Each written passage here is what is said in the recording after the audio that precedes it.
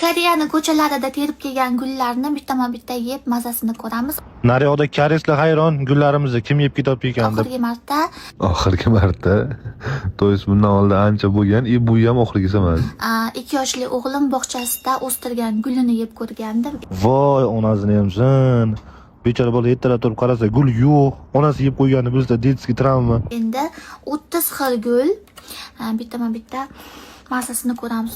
Men aytaydim, gulga nima kerak uncha rasxod qilib bekorga so'lib ketadi desam, so'limasdan yeb taylaganda bular qizlar to'g'risini aytadi. Sizlar faqat hidlaysam yo bitta shu opada bor bunaqa qo'y denkasi. Hidi va zo'r ekan. Bo'ldi, qizlarning chegarasi mana shaqacha. Hidlaydi bo'ldi, yog'iga o'tmaydi. Opa chegaralarga tupurgan holatda odamga achchilikdan ham chiqib ketdilar. Qaranglar, har xil. Buni yuvish kerakmi, yuvish kerak emasmi bilmadim. Bu mevami sizga yuvib yeysiz. U odamlar yuvib yeydi. Siz bosavering, farqi yo'q. Yeb ko'raylikchi. İçidan hech narsa chiqmaydi. Gulni ichidan bilmadim, lekin siz ichidan nimadir chiqadi. Shu so'lishni boshlabdi. Men buni terib kelganimga уже 2 kunmi bo'lib qoldi. Qaranglar, so'lib qolibdi уже. Ha, chips qilib yeyverasiz, farqi yo'q. Mana shu guldan boshlaymiz. Bismillah.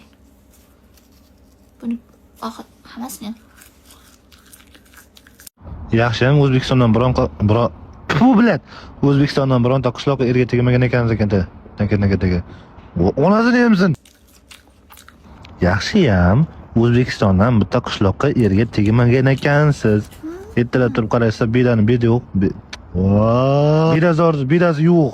Ta'minlar malli ekan.